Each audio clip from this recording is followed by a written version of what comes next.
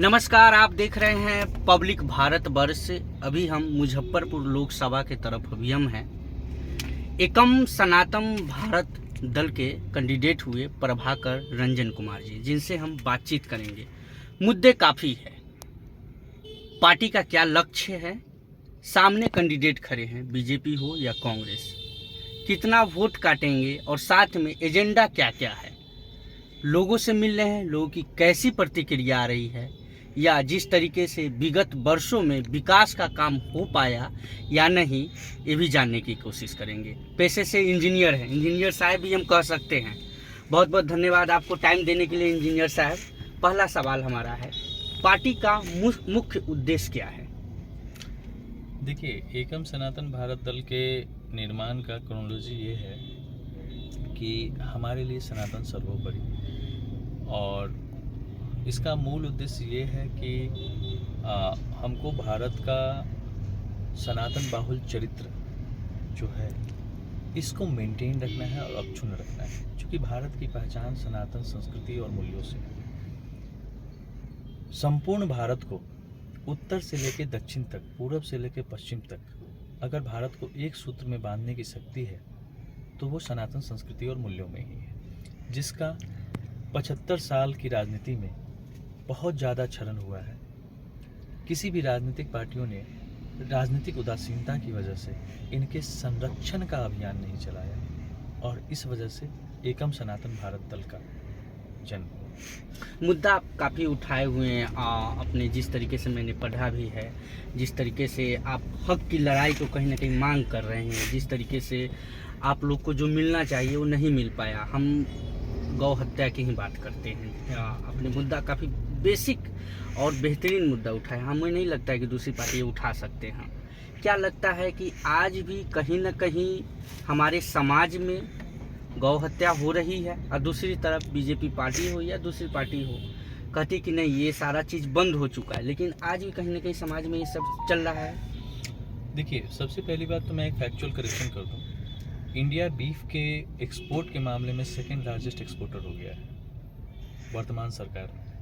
वर्तमान सरकार में ब्राजील के बाद India second largest beef exporter है। तो ये फैक्ट मुझे लगता है कि भारत के सभी सनातनी समाज को जानना चाहिए। ये दुर्भाग्य है, ये सारे सच छुपाए जाते हैं। ठीक है, अच्छा, मुझे एक बात बताइए कि गाय हो सकता है राजनीतिक पार्टियों के लिए सिर्फ एक पशु, ठीक है, लेकिन सनातनी समाज के लिए उसकी भावना जुड़ी है। 75 करोड़ लगभग, जो भी आप 75% एक अनुमानित आंकड़ा मानिए, सनातनी समाज, उसकी जनभावना जुड़ी है। आज तक हमारे भारत में एक देशव्यापी राष्ट्रव्यापी कानून नहीं। ये कितना बड़ा अन्याय है इस समाज के साथ, जिसको देवता का स्थान, देवी का स्थान प्राप्त है, माता का स्थान प्राप्त है। एक नीति नहीं है हमारे पास राष्ट्रव्यापी कि इसका संरक्षण हो सके। इतना बड़ा तो मुजफ्फरपुर वासी भी हुए आप, लेकिन अभी मैं जिस जगह हूँ इसके लेके काफ़ी फेमस है ब्रह्मपुरा। जिस तरीके से कहीं ना कहीं यहाँ से आसपास ही हमको लगता है 1/2 किलोमीटर का हमेशा देखने को मिलता है, सुनने को भी मिलता है। आप लोगों ने कभी इसके लेके आवाज़ उठाई? देखिए, मैं आपको एक चीज़ बताता हूँ, शायद आपको पता हो चाहे नहीं पता हो, कि बिहार में एक राज्यव्यापी कानून है गौवध के लिए। 1950 के इस सीरीज़ में 50 से 60 के बीच में है, ऑलरेडी कानून है गौ हत्या पर। हाँ, प्रतिबंधित है ऑलरेडी। लेकिन सरकार, यहाँ के तंत्र और सिस्टम की उदासीनता देखिए। ये कोई भी जाकर के अपनी नग्न आंखों से देख सकता है। जी जी बिल्कुल, इसीलिए मैं पूछा हूँ आपसे। बिल्कुल मंदिर के सामने ये सारी चीज़ें चलती हैं, और हमारी सरकारों की नीतियों होने के बाद, इवन हमारे जो पूर्वज थे उन्होंने ये नीतियाँ बनाई, ऑलरेडी डाली, मतलब बिहार के इसमें कानून में, राइट, और उसका पालन नहीं कर पाते। कहीं ना कहीं ये राजनीतिक शक्तिहीनता ही है, और कहीं ना कहीं एक पर्टिकुलर वोट बैंक का लालच। सीधी सी बात है कि एक वोट बैंक को हम नाराज नहीं करना चाहते, इसीलिए नहीं हो सकता ऑब्वियसली। और दूसरा क्या कारण हो सकता है राजनेता की, और दूसरी मजबूरी होती क्या है? मतलब आपका कहने का मतलब सिर्फ वोट बैंक के लिए? ऑब्वियसली, और कोई दूसरा कारण नहीं है। एक समुदाय को खुश करने के लिए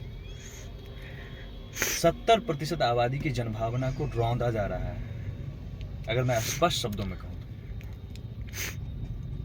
और कोई दूसरा कारण नहीं हो सकता। क्या कारण हो सकता है? क्या आखिर मैं बिहार के मुख्यमंत्री के बारे में बात करूं, जो कि अभी भाजपा की अलायंस भी है, जेडीयू जी, ठीक है। सबसे पहली बात तो इनका कोई ठिकाना नहीं है, कब कौन से पाले में रहते हैं, कौन से पाले में रहते हैं, ठीक है। और जिनका यही नहीं पता है कि कौन से पाले में कब रहेंगे, तो उनकी विचारधारा और क्या बोलते हैं उसको, पॉलिटिकल एथिक्स उनका क्या होगा, राइट। बस सत्ता चाहिए किसी भी तरीके से। आप मुझे एक बात बताइए, बिहार में संपूर्ण शराबबंदी हो सकती है, संपूर्ण गौ हत्या बंदी नहीं हो सकती? जबकि आपके पास ऑलरेडी कानून है, कोई नया कानून बनाने की जरूरत नहीं है, उसी में थोड़ा बहुत refinement, just it is matter of implementation. आपके पास पूरा तंत्र है। मैं एक आम आदमी होने के नाते, हो सकता है मुझे नहीं पता होगा, आप एक आम आदमी हैं, आपको नहीं पता होगा कहाँ क्या चल रहा है, लेकिन सरकार अगर ये कह दे मुझे नहीं पता है, इनका एक एक घर मैप रहता है, सरकारी योजनाएं आप पहुंचाते हैं। अभी अभी आपने जातिगत जनगणना की है और आप दावा करते हैं कि आपने बिहार की हर जातियों की एग्जैक्ट संख्या बताई है। तो सरकार के पास कौन सी ऐसी चीज है जिसकी जानकारी नहीं है, और सरकार के पास कौन सा ऐसा तंत्र है जो बंद नहीं हो सकता है? आपका कहने का मतलब है इसके लिए दोषी सिर्फ और सिर्फ सरकार है? ऑब्वियसली जो पावर में है उन्हीं को कहा जाएगा ना। सिस्टम किन के लिए काम करता है? सिस्टम आपके लिए काम करेगा, मेरे लिए काम करेगा? मैं जाके कुछ कहूंगा तो सिस्टम मुझे सुनेगा क्या? मैं आज उस चौराहे पे जाऊं, 10 आदमी से मैं विरोध करूं, मुझे पुलिस ही ले जाके अंदर डाल देगी, धार्मिक भावना का भड़का रहे हैं। लेकिन ऑलरेडी जो नियम है उसका पालन करवाना सरकार का काम है। कोई नवयुवक वहां जाकर के करेगा, अगर मान के चलिए, उसको पुलिस उठा के जेल में डाल देगी, होगा ही। तो ये तो परिस्थिति है। आपके पास कानून है, आपके पास सारा तंत्र है, उसके बावजूद भी ये चीजें चलती हैं। एक दो और मुद्दा है, जिस तरीके से संस्कृति की बात हो, कला के या रुचि जो भी है, खेल के लेके भी आपने आवाज़ उठाया है, इसके लेके कहीं ना कहीं आपको लगता है कि हमारे समाज में ये विलुप्त होते जा रहा है? देखिए, ये बताने की ज़रूरत नहीं है, हम आप बिल्कुल महसूस कर सकते हैं। इसका एक बहुत साधारण प्रमाण मैं बताता हूँ। हम आप उस भारत देवभूमि पे जन्म लिए हैं, ये सौभाग्य है हमारा, जहाँ बड़े भाई का खड़ाऊ रख के 14 साल शासन चला दिया जाता है। रामायण यही है। बिल्कुल। और छोटे भाई का कभी लालच नहीं जाता है उस राजगद्दी पे। उस देश में आज आप जाके देख लीजिए, मुजफ्फरपुर या किसी भी शहर में सबसे ज्यादा टाइटल केस लगा हुआ है, भाई भाई का जमीनी लड़ाई लगा हुआ है। तो हम कहाँ राम के आदर्श से कहाँ आ गए? तो संस्कृति का विनाश नहीं है तो क्या है? कोई सामान्य बुद्धि से इस चीज का एनालिसिस करे ना। एक माँ बाप अगर उसके 2 बच्चे हैं, 3 बच्चे हैं, ठीक, पूरा जीवन दे देता है उसको बनाने में और एक धन अर्जित करने में, और उसका बेटा कल आपस में लड़ करके अपना धन कोर्ट में दे, उसकी जीवन भर की कमाई। मैं तो समाज से भी कहता हूं ये चीज कि समाज 2 चीज बंद करे। मैं समाज से भी कहता हूं कि समाज 2 चीज बंद करे, अपने भाई और पड़ोसी से का जमीन कब्जा करना, उनसे टाइटल लड़ना, और दूसरा जातियों के नाम पे लड़ना। जिस दिन समाज ये बंद कर देगा, सरकारें घुटने पे आके उनका डिमांड पूछ के जाएंगी। सरकार को झुकते देर नहीं लगता है। ये सारा वोट बैंक है। दूसरी तरफ प्रभाकर जी लोकसभा चुनाव लड़ रहे हैं, पहली बार शायद फाइट कर रहे हैं, या इससे पहले भी कर चुके हैं? नहीं, पहली बार फाइट कर रहे हैं। मुजफ्फरपुर 15 लोकसभा से अपने आप को कहाँ पे महसूस कर रहे हैं और अपने आप को कहाँ रख रहे हैं? इस राजनीतिक बड़ी बड़ी पार्टी यहाँ पे से चुनाव लड़ रही है। देखिए, मैं आपको बता रहा हूँ, मैं काफ़ी दिन से इस अभियान में लगा हुआ हूँ जमीनी स्तर पे, और मैंने सभ्यता संस्कृति के विलोप का आम आदमी के जीवन पे क्या प्रभाव है, इसकी जागरूकता के लिए काफ़ी अभियान चलाया है। यकीन मानिए, समाज बहुत उत्साहित है कि कि शायद इस तरह की लड़ाई कभी अपने समाज में शुरू ही नहीं हुई आज तक। अगड़ा पिछड़ा की राजनीति देखिए, मैं आपको बताता हूँ एक राजनीतिक समीकरण। पूरे 75 साल की जो राजनीति रही है, कोई भी पार्टी, कांग्रेस, भाजपा, सपा, बसपा, जिसका भी आप नाम ले लीजिए, आप गौर कीजिएगा, सारी राजनीतिक पार्टियां एक समुदाय का वोट और हिंदुओं को जातियों में इतना लड़ा दो ताकि उनका 10-15% भी वोट अगर खिसक के आ गया तो 30-35% हो जाता है, क्योंकि इंडिया में एवरेज वोटिंग 55 से 60% है। तो हम तो प्रधानमंत्री, गृहमंत्री और मुख्यमंत्री बन गए। यही कारण है कि आज तक सारी पार्टियां हमको तोड़ने की राजनीति की, हम जोड़ने की राजनीति करते हैं। हमारे कहने का मतलब है, हमने माना कि हमारा समाज परफेक्ट नहीं रहा होगा, कोई भी समाज परफेक्ट नहीं होगा, कुछ कमियां रही होंगी। हो सकता है कि मान के चलिए आपके पिताजी ने मेरे पिताजी का शोषण किया हो सकता है पुरानी बात। लेकिन मुझे एक बात बताइए, क्या इस शोषण के जवाब में मैं उनका बेटा, चूंकि आपके पिताजी ने मेरे पिताजी का शोषण किया, मैं लाठी लेके जाऊं और आपका सर फोड़ दूं? ये न्याय है क्या? सामाजिक न्याय? सामाजिक न्याय के नाम पे राजनेताओं ने हमारे समाज में कितना जहर घोला है। क्या कभी किसी राजनेता और समाज ने इस बात का मूल्यांकन किया है? मैं तो ये कहता हूं कि ठीक है, अगर मान लीजिए कोई हमारा भाई पीछे छूट गया, ठीक है, तो हम अब ये समय है कि उनका हाथ पकड़ के हम लाएं और अपने समकक्ष लेके। हमारे राजनेताओं का ये काम, ना कि लड़ाने का। और लड़ाया क्यों गया? जितना कटेंगे उतना बचेंगे। साधारण राजनीतिक फॉर्मूला रहा है पूरे 75 साल, और इसी चीज की जागृति कर रहे हैं। एक सवाल और लेना चाहेंगे जी। क्षेत्र में घूम रहे हैं, बहुत काफ़ी बड़ा मुजफ्फरपुर लोकसभा क्षेत्र है, लोगों से मिल रहे हैं, अपनी बातों को भी बहुत अच्छे तरीके से आप रखते भी हैं, और जिस तरीके से आप रख रहे हैं ना, कहीं ना कहीं लोग एग्री भी होते हुए। जो आप बात रख रहे हैं, उस बात को लोग क्या सच में चुनाव वोटिंग के समय उस बात को ध्यान में रख के वोटिंग करेंगे? देखिए, मुझे ऐसा लगता है कि करेंगे। ठीक है, पहली चीज हमें मान सकते हैं कि बदलाव का एक दौर है। बिल्कुल बदलाव का दौर है, हर समाज में शिक्षा आई है। अब राजनेता ये भूल जाएं कि उनको कुछ भी पढ़ा करके समाज को लड़ा करके हम जीत जाएंगे। अब समाज को तोड़ने नहीं, जोड़ने की राजनीति चलेगी, और हमने अपने जीवन को इसी में झोंका है कि हमको आपने बहुत लड़ाया। अब चूंकि राजनेता हमको तोड़ रहे थे, तो अब समाज खुद ही अपने आप को जोड़ने की जवाबदेही देगा। और मैं आपको और बता दूं, देखिए वैसे तो अपना तो सीधा ये है कि हम तो ऊपर वाले पे विश्वास रखते हैं। हमारा काम है मेहनत करना, परिणाम तो ऊपर वाला देता है जी। ठीक है, तो समाज ने काफ़ी इस चीज़ को ये लिया है, स्वागत किया है इन विचारों का। उनको भी ऐसा लग रहा है कि ये परिवर्तन की ज़रूरत है, और परिवर्तन का समय आ गया है। मुजफ्फरपुर की धरती परिवर्तन के लिए तैयार है। ये तो मान लीजिए कुछ सांस्कृतिक मुद्दे हुए, कुछ स्थानीय मुद्दे भी हैं। आप मुजफ्फरपुर शहर का देख लीजिए कितना दोहन हुआ है पिछले 30 साल। बेला जो इंडस्ट्रियल एक तरह से पूरा हब हुआ करता था नॉर्थ बिहार का, क्या स्थिति है बेला की?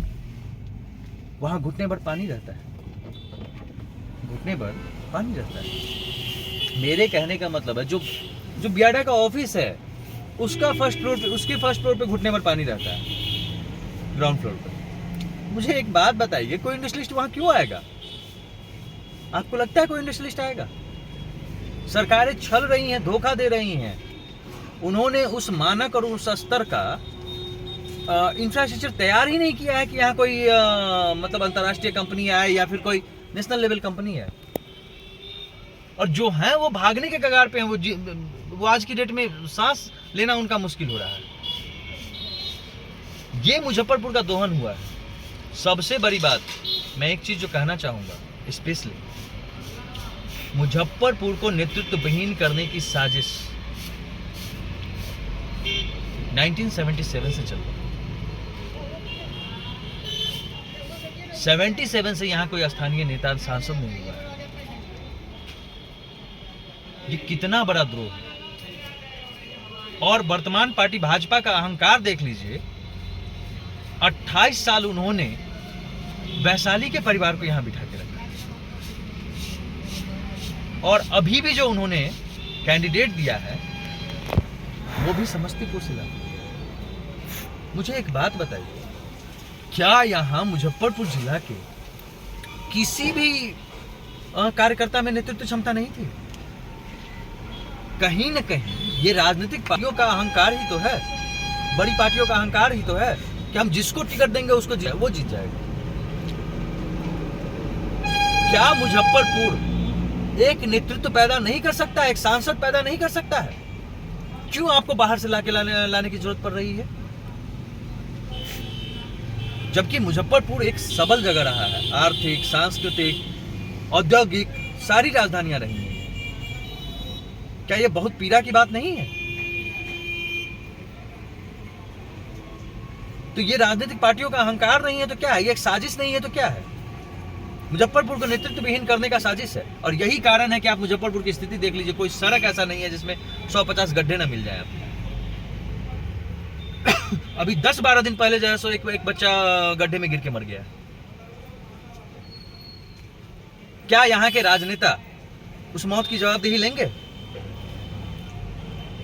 आपने जो यहाँ के स्मार्ट सिटी लगभग, जहां तक मेरी जानकारी है, हो सकता है मेरा आंकड़ा कुछ आगे पीछे भी हो, लगभग 2200 करोड़ मुजफ्फरपुर को मिला स्मार्ट सिटी के नाम पर विकास। आप देख लीजिए, आपको दिख रहा है शहर में 2200 करोड़। आप पत्रकार हैं, स्वाभाविक है कि आपको घूमने का अवसर मिलता होगा। आपने देखा है 2200 करोड़ का काम दिख रहा है इस शहर में? 2000 करोड़ ही है तो 2000 करोड़ का काम दिख रहा है आपको? क्या 2000 करोड़ में अब पिछले 7 साल 6 साल से लगभग ये स्मार्ट सिटी घोषित है। इसको स्मार्ट सिटी कहेंगे क्या? अगर ये स्मार्ट सिटी है तो इससे अच्छे तो हम गांव में थे, जो हमारे पास पगडंडियां थी तो कम से कम सड़क पे गाड़ियां चलती थी तो हिलती नहीं थी। परिस्थिति तो यही बना दी। क्या हमारे राजनेताओं के अंदर इस बात की पीड़ा है कि हमने शहर के साथ क्या किया है? और उनके अंदर कभी पीड़ा होगी भी नहीं, क्योंकि उनको इलेक्शन के समय आना है। प्रभाकर को ना गाड़ी चला के जाना है अपने घर, यहाँ का जो स्थानीय होगा उसको ना अपने गाड़ी चला के घर जाना है, उसको उस रास्ते से गुजरना है डेली। लेकिन बाहर से जो पैरासूट नेता आएंगे तो स्वाभाविक है, वो तो चुनाव के समय आएंगे, उसके बाद तो उनको लग्जरी रोड मिल ही रहा है, फिर क्या दिक्कत है? देखिए, स्थानीय नेता कोई भी होगा उसको स्थानीय समस्याएं ज्यादा पता होंगी। जी बिल्कुल लॉजिकल है ये। मुझे आज तक ये नहीं समझ में आया कि मुजफ्फरपुर में स्थानीय नेता, आखिर राजनीतिक पार्टियों को मुजफ्फरपुर से क्या द्वेष है?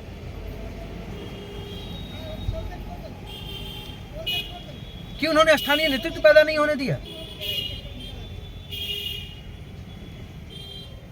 मुजफ्फरपुर को नेतृत्व विहीन करने की बहुत बड़ी साजिश दोनों राष्ट्रीय पार्टियों की है,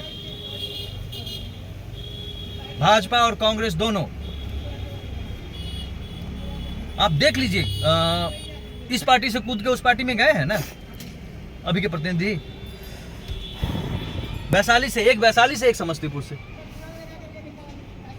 उनको क्या पता रहेगा कि मेरा गांव जो चंगेल है, बैगना से चंगेल, आपको पता नहीं उस ग्रामीण क्षेत्र में जाने का मौका मिला होगा चाहे नहीं मिला होगा। 32 साल पहले भी हमारे गांव की लड़की की डोली नाव पे ही गई थी और आज भी जा रही है। और हमको लगता है कि शायद अगर ऐसे ही बाहर के नेता को चुनते रहे तो हमारी बेटी पोतियों का भी डोली नाव पे ही जाएगी। ये सौगात दिया है हमें बाहर के पैरासूट नेताओं ने।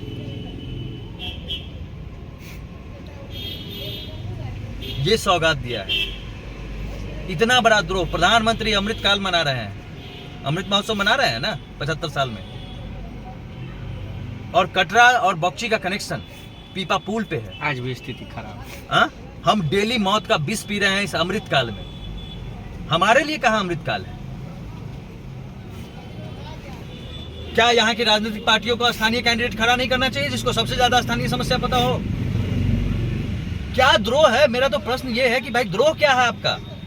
क्या दुश्मनी है आपकी यहाँ के स्थानीय नेताओं से? आप अपने कार्यकर्ता में सही किसी मुजफ्फरपुर के लोगों को आपके पास तो बहुत बड़ा कैडर है